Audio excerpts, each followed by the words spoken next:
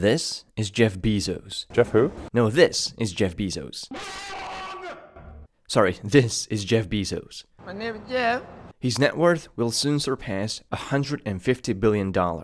I'm very proud of the culture that we have at Amazon. The problem of evil in the world. The problem of you on top of everything else. You above all. And this is his home, Amazon, the second company in the world to pass the $1 trillion mark. But did you know that during more than 2 decades of its existence, Amazon has struggled to make any profit? In fact, the company has been regularly operating at a loss, especially on international markets. This is despite its exponentially growing revenue stream peaking at $232 billion for the last year. In the final quarter of 2018, Amazon reported profits of $3 billion, with the revenue 24 times bigger. And it wasn't until the late success of Amazon Web Services, the world's leading cloud computing service, that Amazon began reporting consistent profits. So what is happening with all this revenue? It has everything to do with the business model of Jeff Bezos. In his own words, Bezos believes in shareholder supremacy, which means everything is justified as long as the share value is growing. The key metric for Bezos is the ability to lock customers in their Amazon ecosystem. Bezos reassures his shareholders that Amazon has invested and will continue to invest aggressively to expand and leverage their customer base, brand, and infrastructure as they move to establish an enduring franchise. The revenue growth is the manifest of this very expansion. Amazon absolutely dominates e-commerce, controlling roughly half of all online sales, more than all of their competition combined. In 5 different categories, Amazon claims more than 90% market share. Jeff Bezos pushed Amazon great lengths to claim this dominance, from undercutting competitors with predatory pricing, through forcing itself into their business, to vertically integrating into strategic markets across the business line. Amazon is on track to gradually take over every aspect of e-commerce and to control and decide what we shop and what is allowed to be sold. One of the first key steps for Jeff Bezos was to lock Amazon's grip on consumers.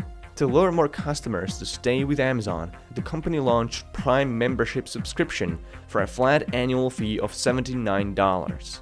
By offering free 2-day delivery and ebook renting along with music and video streaming, about half of Amazon customers have been converted to Prime membership.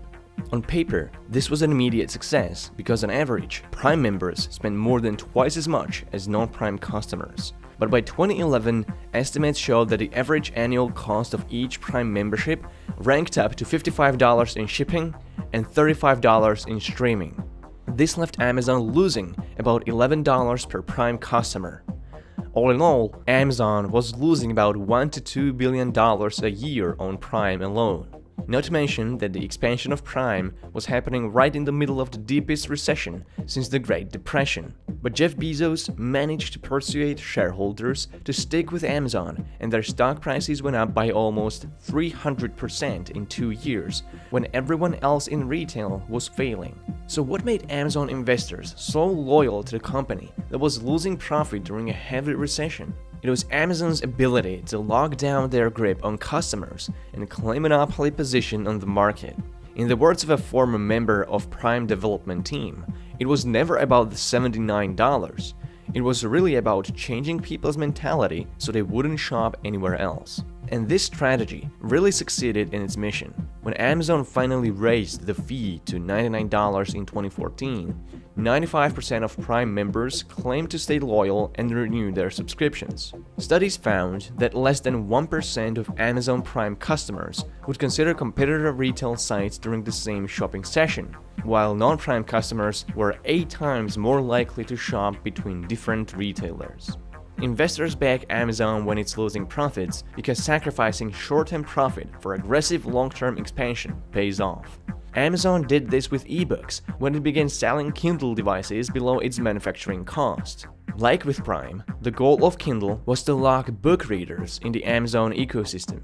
Amazon did this with digital rights management, DRM, that locked its ebook formats to Kindle so they couldn't be read outside of Kindle.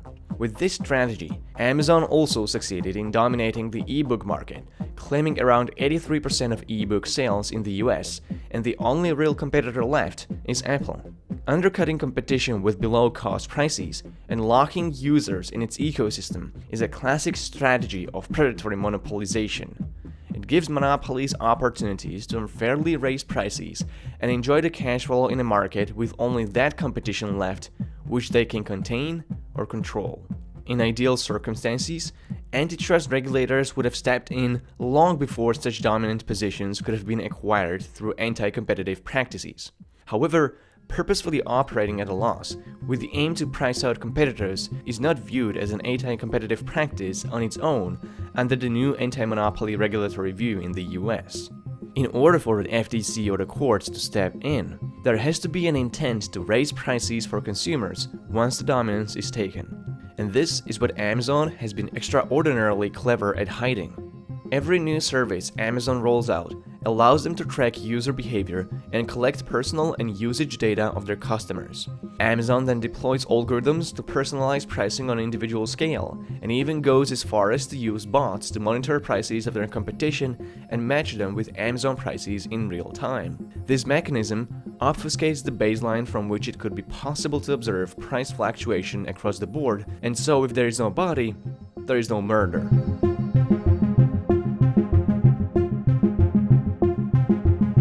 Obfuscating its true intentions allowed Amazon to vertically integrate into the markets on which its competitors were dependent on. It's not a coincidence Jeff Bezos turned Amazon into a marketing platform, a network for logistics and delivery, a book publisher, a hardware manufacturer, a fashion designer, a film and TV producer, a payment service, and a cloud service provider. Every industry domination is a step in the Bezos plan. Amazon expands to these different markets by either acquiring key businesses or undercutting their competition with below-cost pricing if they refuse to sell.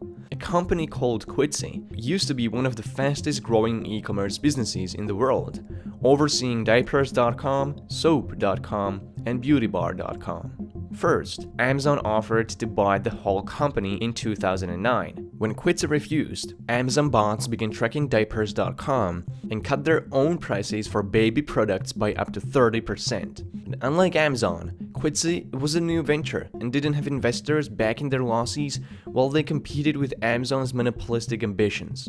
Amazon then began rolling out subscription services for caretakers and significant discounts on diapers, which cost Amazon additional $100 million per quarter. Quidsi was bleeding and had no option but to sell. Both Walmart and Amazon made an offer. When Bezos found out Walmart offered a higher bid, his deputies went to Quidsi founders with threats that Amazon would cut their prices even further if Quidsi sells to Walmart. The FTC investigation found no evidence of anti-competitive behavior, and in 2010, Quidsi sold to Amazon. So what happened to the generous offers and discounts on baby products? They were discontinued or significantly reduced. Many users who converted to Amazon from diapers.com because of those discounts wanted to go back after they were abruptly scraped, but there was no diapers.com anymore.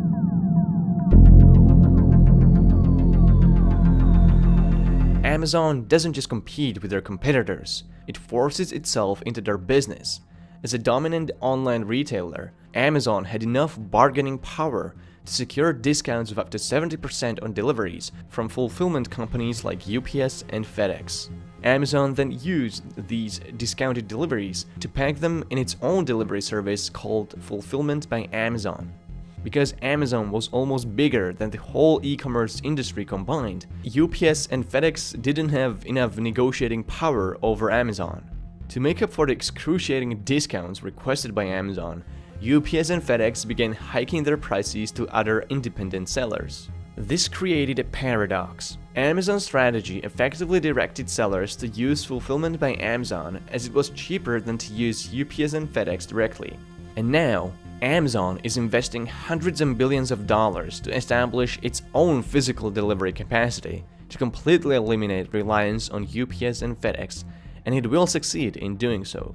Controlling e-commerce infrastructure enables Amazon to build a marketplace where it discriminately favors its own products without getting punished for it. As a marketing platform, Amazon opened its door to third-party sellers to reach customers in exchange for fees ranging from 6% to 50%. What these third-party vendors also unwittingly gave up was the valuable data of their businesses and their customers. Amazon is using this data to study purchasing patterns and trends to undercut third-party merchants on price or give their own products a featured placement. Another benefit none of Amazon's retail competitors enjoy is Amazon's world leadership in cloud computing. Amazon Web Services is on track to control half of the cloud infrastructure market share, with Microsoft as the only strong competition currently standing. Many new startups rely on Amazon Cloud Service to deliver their services without committing to build expensive infrastructure on their own. But this also serves as an ultimate tool of industrial espionage that Amazon can use to learn about new emerging competition to acquire or undercut on price before it endangers its business. It gives Amazon a control over data none of its competitors have, and thus Amazon can enter new markets much more quickly and effectively than any other retailer out there. There is no real competition to Amazon left. There is no company quite like it. Amazon's path to become a global monopoly across different markets isn't just an anomaly. It was Jeff Bezos' intention from the very beginning. Monopolies destroy free markets, and with them the freedom to choose, not just as a consumer, but as a small business owner, a worker, an internet user, and a citizen. The best solution users of the internet can do right now is to support merchants, authors, developers, entrepreneurs, and vendors by purchasing their products directly from them, rather than going through an intermediary like Amazon. Sure, you might be getting a better bargain on Amazon, but the long-term cost of saving a few bucks now is unbearable. Decentralizing our economy away from monopolies back to middle class and small businesses is the only sustainable solution and is a responsibility of every individual participating in this economy. The story of Amazon domination isn't unique, but rather reflects the nature of the business model that's become a standard in Silicon Valley. It leads towards market domination and monopolization within the hands of the most aggressive corporations. The little convenience of economic centralization comes at a cost of small businesses, middle-class jobs, wealth distribution, privacy, free speech, and free market as a whole. Should we let Amazon monopolize one market after another? Or should we step in with drastic measures to protect what allowed Amazon to exist in the first place? It's time to have this conversation now.